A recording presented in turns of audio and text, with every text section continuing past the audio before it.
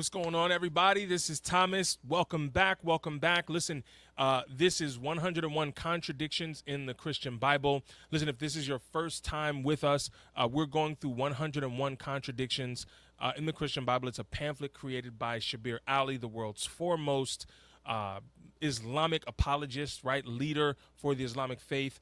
And I wanted to break this down. I was introduced to this a few weeks ago. And I know Christians, I know as believers, we're going to run into this. If you're open and you're sharing your faith, you're going to run into this. And I want to be sure that you get value out of understanding how to answer these if somebody brings up some of these to you. So making these videos, I'm going to be running long. We're going over the next 103 days to make this a thing. So just believe in God and praying that you get value out of this. If you have not, go back and watch the previous two videos, have an intro video, and we already broke down the first contradiction. But let's get into contradiction number 2.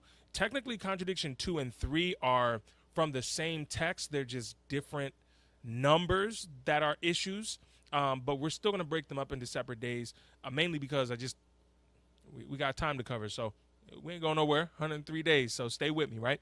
So here's the verses. It's all essentially the same text, even from day one, from yesterday's text, but it's in 1 Chronicles 21:5. So this is what that says. It says, "And Joab gave the sum of the numbering of the people to David. In all Israel there were 1,100,000 men who drew the sword, and in Judah 470,000 who drew the sword."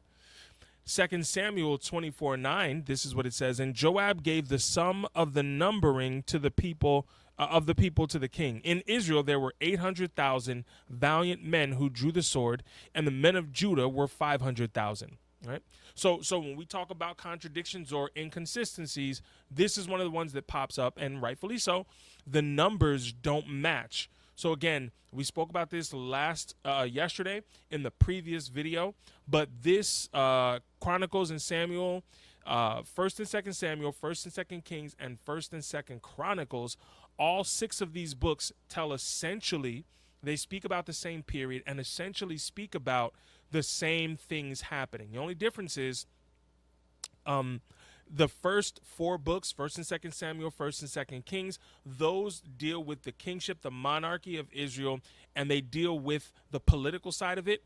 1st and 2nd Chronicles deals more with the priestly side and the worship side, okay? So when we look at that, and I mentioned this last week, I'll say it again, the way you govern yourself, God is equally concerned with how you govern yourself and how you worship him. There's instructions for both, and they need to be followed, right? God is extremely concerned with, he cares about, it matters to him how you govern yourself and how you worship him. Okay, so there's value here. I want you to understand that. So those, if you want to understand, God, how is it as a leader should I carry myself? How is it as someone who has influence I should carry myself? These chapters, these books are a powerful way for you to see how to do it, and there's a lot of how not to do it in there. So make sure you dive in. But anyway, that's outside of this. So here's the contradiction. I want you to look at the numbers: 1,100,000 men, right? That's the total number. And it says the men who drew the sword, and in Judah there was 470,000. So 1 Chronicles 21:5 says that there's 1,100,000 men and 470,000 from Judah. And then 2 Samuel 24:9 says there's 800,000 men who drew the sword, and then 500,000 from Judah. So let's talk briefly about the Judah, because I think that's a little bit easier to understand. There are 2 ideas that may have happened with this. Number one, scribes were known for rounding numbers. Scribes, when they transcribed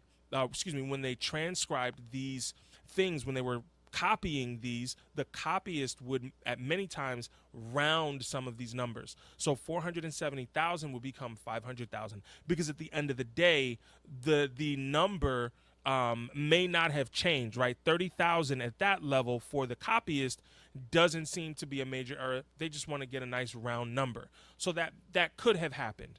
Another thing that could have happened is when you read through the text, the Bible does say in 1 Chronicles that Joab did not finish the count. This was just a count that included part of Judah. Judah included Benjamin as well as the tribe of Judah. But the Bible does say that he fell short of finishing that count. So because he fell short of finishing that count, there could be some more in Benjamin, the tribe of Benjamin, that were not included.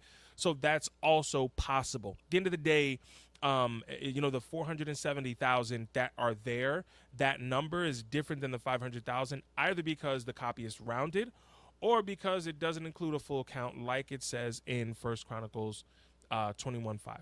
Right? So that is what's happening with the 470,000 versus the 500,000. That's the easy one. Here's the one that's a little bit harder. So when we start to look at the 1,100,000 men versus the 800, it kind of just seems like, I mean, there's one thing about rounding. It's another thing when you add like almost half of the previous number, right? Like he added a full 300,000 in there. And that seems way off. But I want you to look at the text, because the text says in 1 Chronicles 21, 1,100,000 men who drew the sword. In 2 Samuel 24, it says there were 800,000 valiant men.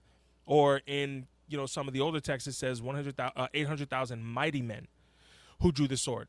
Now, this doesn't necessarily make a distinction for us, because we're just like, all right, it's men versus mighty men.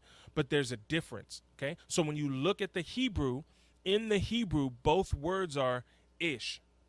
But for this 800,000 mighty men, there is a difference in the way ish is written. There is an additional character. There's an additional stroke within the writing of the Hebrew writing that makes it mighty men.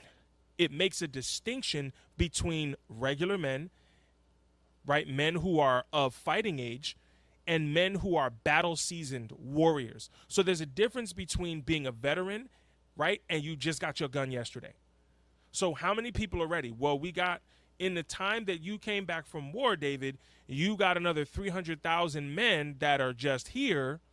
They're brand new. They just got their guns yesterday, but they're ready to go. They've been trained and they're ready to go, right?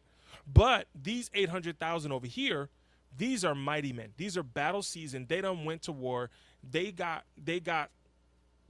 some missions under their belt. So these men are battle tested and they're tried and true. So you've got 800,000 ready to go and another 300,000 in reserve should you need them. That's essentially the understanding in this text, because there is a difference between the 1,100,000 men, which is general, and then the 800,000 mighty men, which is specific, right? So the value in this is that there is a difference between the two. Unfortunately, with English, we don't really see that difference. And I want to be clear with this. When we talk about the literary side of translating Scripture and the literary side of understanding Scripture, this is important. When you look at the literary side of Scripture and understanding the Bible, there is so much that can get lost in translation because the language is different. Right? The language changes. For example, I'll give you this and then I'm done. I don't want to take long with this one. But when you look at the word love, in English, I say, I love you, right?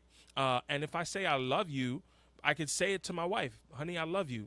And I could say it to my son, like my little boy, hey, my 6-year-old, man, I love you. I say it to my little girl, I love you. I say it to my youngest, he don't know, he don't care, I love you, right? And then I can say it to a friend of mine, I love you. All of those, love in English is one word, I love you, right?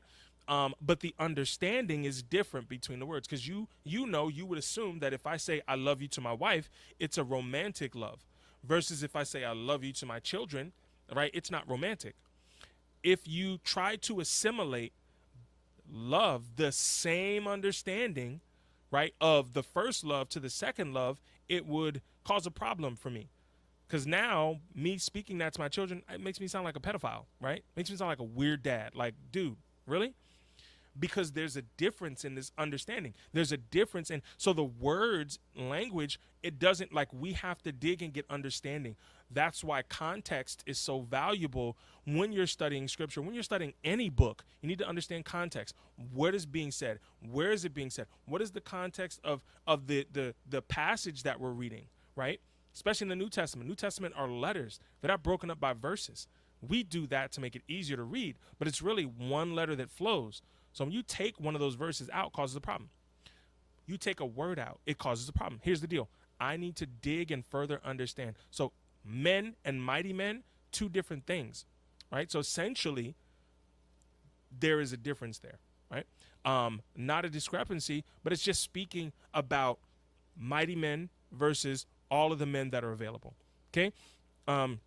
Once again, I'll say this and then I'm done. These do not materially change the message of the gospel. These do not affect the message of Scripture. They do not affect the authenticity of Scripture. They do not dismantle the message of God to humanity. These are simply copyist changes, copyist issues, differences in recollection of events that don't materially affect the message, and they don't stop the believability of Scripture either. So hope that makes sense to you. We're going to jump into another set of numbers in this passage on the next episode. But stay tuned, stay focused.